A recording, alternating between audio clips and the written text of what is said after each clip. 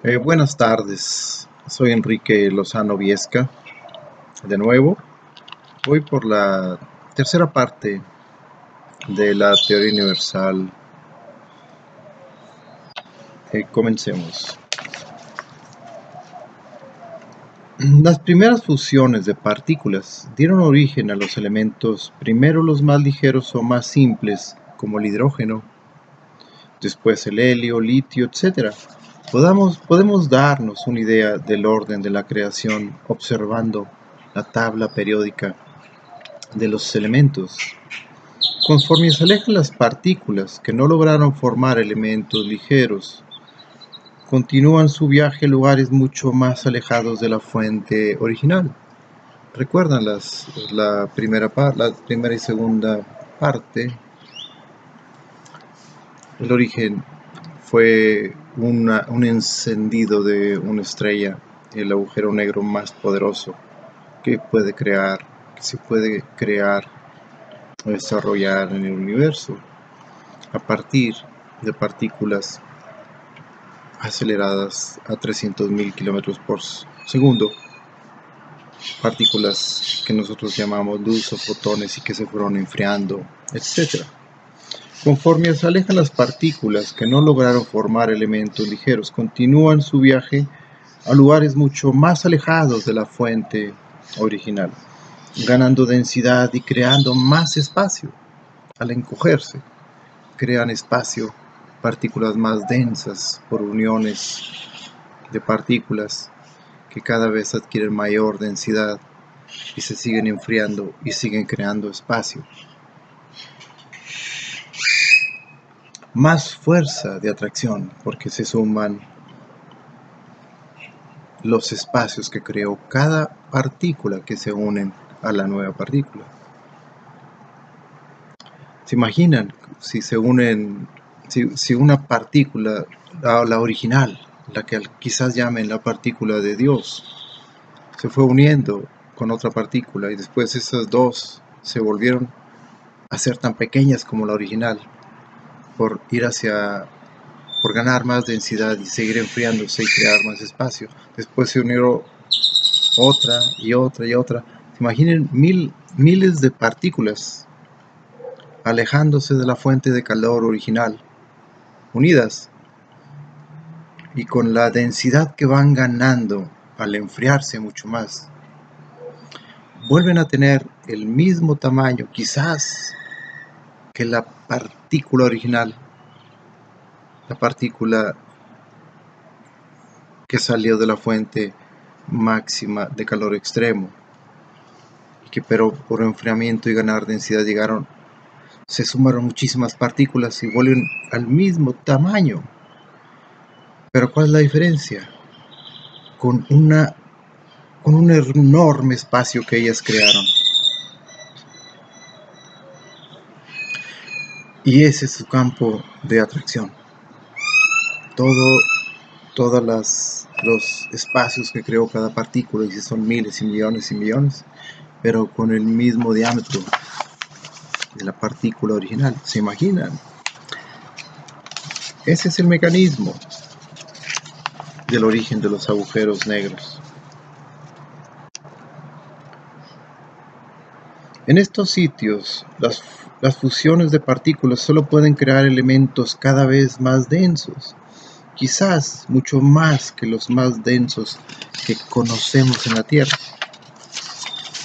Estas partículas y elementos extremadamente densos fusionados son el origen de los agujeros negros, como lo expresaba hace un momento, que atraen partículas y elementos para formar un núcleo extremadamente denso y frío, creciendo en tamaño, primero con elementos densos y hacia sus capas exteriores elementos cada vez más ligeros como los gases. Llega un momento en que el núcleo se va saturando, como pusimos el ejemplo de las limaduras de hierro. Un imán ya no puede soportar más limaduras porque se va saturando su capacidad de atracción. Al menos en un entorno que define cada cada agujero negro que se va formando y empieza a aceptar, a aglomerar en su periferia elementos más ligeros que se adhieren porque no necesitan tanta capacidad de atracción. Por ser más ligeros, se adhieren a este nuevo objeto que están haciendo, un agujero negro nuevo.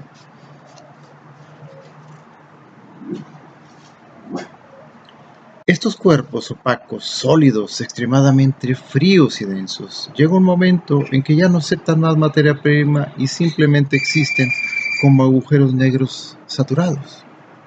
Ya llegó el ejemplo del imán.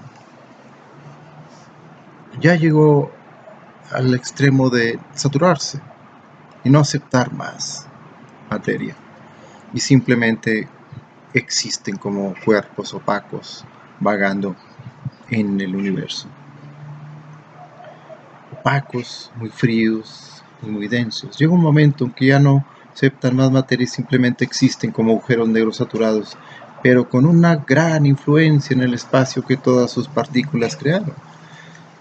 Aunque ya no aceptan más materia, siguen teniendo una gran influencia a su alrededor. Y muchísimo, un gran campo a su alrededor. Es su gravedad, porque todo el espacio de todas las partículas que lo formaron está ahí presente alrededor de esa esfera física densa, fría, opaca. En posiciones aún más alejadas, donde los elementos más densos se crearon, la unión de estos elementos o partículas densas generaron agujeros negros formadores de objetos de extrema alta densidad o de extrema baja temperatura o de extrema alta presión, con una gran influencia en el espacio que todas sus partículas crearon, que podríamos llamar campo magnético. Estos agujeros negros saturados y opacos alcanzaron sus condiciones críticas, como el que originó el universo, y empezaron a emitir partículas o luz, dando origen a las estrellas. Como explicamos en el inicio de esta teoría, el universo parte de un extremo frío. El encenderse coexisten los dos en la periferia, el extremo de calor, en el núcleo el extremo del frío. Y empieza a emitir partículas en todos los sentidos a la velocidad máxima, que es la 300.000 kilómetros por segundo, luz, fotones, que se fueron enfriando y creando cuerpos, como ya vimos, agujeros negros. El universo replica las condiciones originales, pero en el entorno de la periferia del universo. Es decir, estas condiciones ya existen en los extremos cuando se agota la última partícula del extremo frío, que es el núcleo original de toda la materia que existe en el universo. Se replica en toda la periferia de todo el universo, hablando en la periferia esferoidal o elipsoide, en la forma que tenga. En los extremos se crean las condiciones nuevamente para otra vez replicar un encendido como el original, pero diseminado por todas partes. Las estrellas, se encienden las estrellas y empiezan a emitir partículas, fotones, luz. Son partículas en todas las direcciones. Podemos pensar que las partículas que se dirigen en dirección contraria a la expansión del universo se dirigen nuevamente al centro del universo para volver a crear otro núcleo denso y sumamente frío nuevamente. Pero ¿qué pasa con las partículas que se emiten en el otro extremo? La pregunta es, ¿crearán otros? Cada estrella creará nuevos universos como para formar en otro punto otro núcleo extremadamente denso y frío. Si las estrellas se encienden, tienen la temperatura máxima y tienen que emitir partículas que se dirigen hacia el extremo de máximo frío. Vuelve a replicarse esto, pero ¿en qué dirección? Imaginemos que son dos universos que se vuelven a formar. Y cuando los dos llegan a su extremo frío y a captar toda la materia, se vuelven a juntar para formar uno. Son preguntas. Son preguntas como para razonar y para razonar, tener imaginación. Pues hay que pensarle un poquito. Que es bonito esto. En posiciones aún más alejadas, donde los elementos más densos se crearon, la unión de estos elementos o partículas densas generaron agujeros negros formadores de objetos de extrema alta densidad.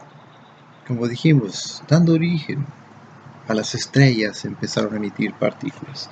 Estas estrellas, originadas en los extremos del universo en expansión, donde ahora existe el extremo de calor con estrellas encendidas en la periferia del universo, emiten partículas que ahora se dirigen al extremo frío, que es nuevamente el centro del universo, donde volverá a formarse otra vez el agujero negro que concentre toda la materia. Concluirá otro ciclo, o crearán más, como hace rato mencioné.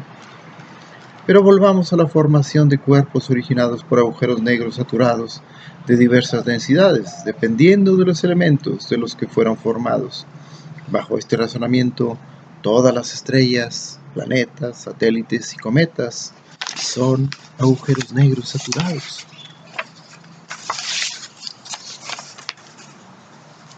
Es decir, cada planeta tiene un núcleo extremadamente denso y frío, alargado, porque tienen polos y en los polos los fríos más fríos de cada planeta.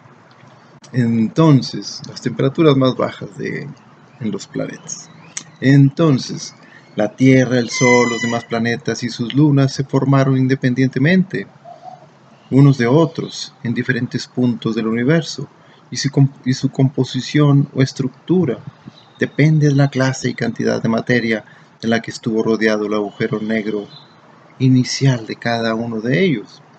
La unión de partículas que formaron elementos ligeros quizás formaron cuerpos ligeros, como los que llamamos cometas y lunas.